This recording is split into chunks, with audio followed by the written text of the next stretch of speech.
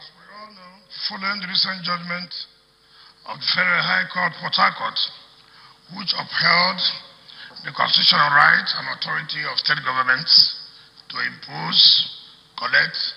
and utilize value-added taxes, VAT, within their respective territorial jurisdictions, the Rivers State government enacted the Rivers State Value-Added Tax Law 2021 to regulate the effective administration of VAT in Rivers State. As expected, the federal government, through the Federal Inland Revenue Service, FRS,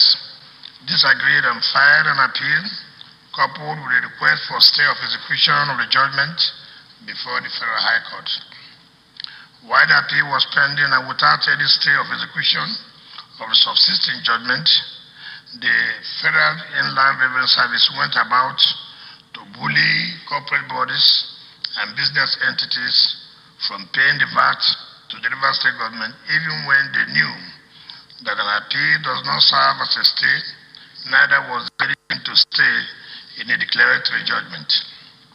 As a mere agency of the federal government, without any political authority, the effrontery and impunity exhibited by the FIRS against the Rivers State government was ill-advised and highly provocative. However, being a government that believes in the rule of law, we decided on our own to suspend the enforcement of the Rivers State VAT Law 2021 pending the outcome of the FIRS application for stay of execution before the Federal High Court. Today, the Federal Inland Revenue Service has failed in its attempt to frustrate the enforcement of the state law on VAT with the Federal High Court's dismissal of its application for stay of execution of the judgment. It is important to reiterate the fact that we did no wrong in exercising our legal rights and under our constitutional democracy to stop the continuing breach, denial, and curtailment of constitutional right of to lawfully impose and collect value-added and other related taxes within jurisdiction to the exclusion of the federal government. And in doing so, our singular and progressive objective was to contribute to the advancement of fiscal federalism by enabling the federating states to explore and exploit their potential and capacity for generating greater internal revenues with which to fund their development goals and reduce the outdated over-reliance on pitiable federal allocation and other handouts. Naturally, some states with presently low economic activities and ethically restrictive social policies with economic implications may be adversely affected for now. But this is not our own making. Like the right to derivation, this is also a constitutional prescription, which we also were, as the political leaders, to respect and defend as the supreme law of the land. Above all, fiscal federalism remains the right path to economic self-reliance and sustainability for all our states, and the benefit derivable from this case by all the states in the long run far outweigh the immediate revenue loss that some states may presently suffer. All that is required is for all of us to wear our thinking caps as elected governors to collectively fight for the greater devolution of resources, responsibilities, and powers to the federating states. It is therefore very unfortunate that some state governors led by that of Katsina State are vainly conspiring to truncate this progressive reality in favor of the inequitable status quo so that the federal government can continue to rob Peter to pay Paul as the nation's self-imposed tax master general. For us in Rivers State, we will continue to ensure and project our constitutional rights to access all possible resources we can take hold, both within and outside our geographical boundaries, to advance the progress of our state. And with today's judgment,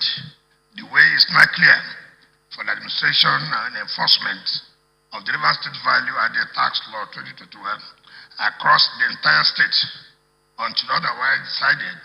and set aside by the superior courts. Consequently, I hereby direct the Rivers State Revenue Service Board to ensure the full and total implementation and enforcement of this law against all corporate bodies, business entities, and individuals with immediate effect. All corporate bodies, business entities, and individuals are advised to willingly, truthfully, and promptly comply with their tax obligations under this law to avoid the full weight of the stipulated sanctions, including having their business premises sealed up. Let me warn that the Rivers State government is fully in charge of the state and will not tolerate any further attempt by the FIRS to sabotage or undermine our authority to freely administer our tax and other related laws in our own state. Those who play with the fire will risk having their fingers burnt. Enough of the shenanigans. I wish to further assure every resident that we shall, as usual, make effective use of the expected proceeds from this tax to accelerate the development of our state and improve the well-being of everyone. Fellow Rivers people, let me also draw your attention to the alarming rate of transmission of the COVID-19 pandemic in our state. The daily figures released from the NCDC show that both the transmission and death rates in the last 2 weeks have consistently been on the rising spiral because residents and visitors to the state have largely abandoned their responsibility to comply with the existing COVID-19 protocols. Clearly, we are headed for a serious health disaster of profound consequences if residents and visitors continue to behave as if the pandemic no longer exists or impotent in Rivers State. This is a big lie, and we cannot afford to continue to close our eyes to the dangers such irresponsible behavior poses to the health, lives, and livelihood of everyone. Accordingly, I wish to remind residents of the subsisting protocols on regular washing of hands and use of alcohol-based sanitizers, maintaining our social distancing, wearing of face masks at all public places, including transport vehicles, and going for immediate testing and treatment whenever you notice any of the symptoms. Furthermore, it has been proven that vaccinations are saving lives here and across the world, and those refusing to take the vaccines for non-certified medical reasons should know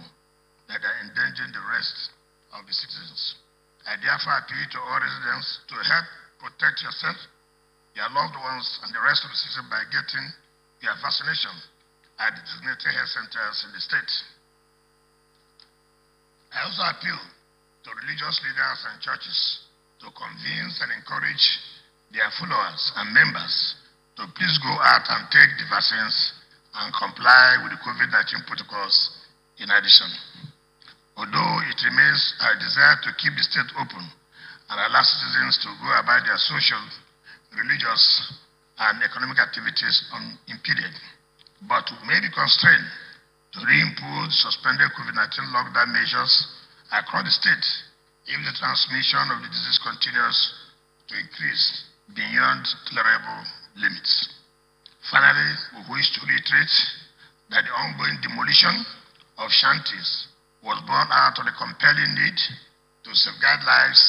and property across the state. Our objective, which is gradually achieving, is to deny the criminals these sanctuaries and hideouts from which they embark on their criminal activities and safely return to. We therefore refuse to be blackmailed by those unpatriotic elements who are trying to stir false ethnic, religious, or tribal sentiments around our patriotic commitment to advance the safety and security of residents. Furthermore, we refuse to be intimidated by such baseless pranks. Rather, we will not rest until we clear the state of all shanties wherever they are located and restore sanity to our environment and achieve a better sense of comfort and security for everyone. Once again, thank you all for your support, prayers, and understanding as we continue to work together to advance our collective security, peace, and progress. Thank you, and may God bless River State.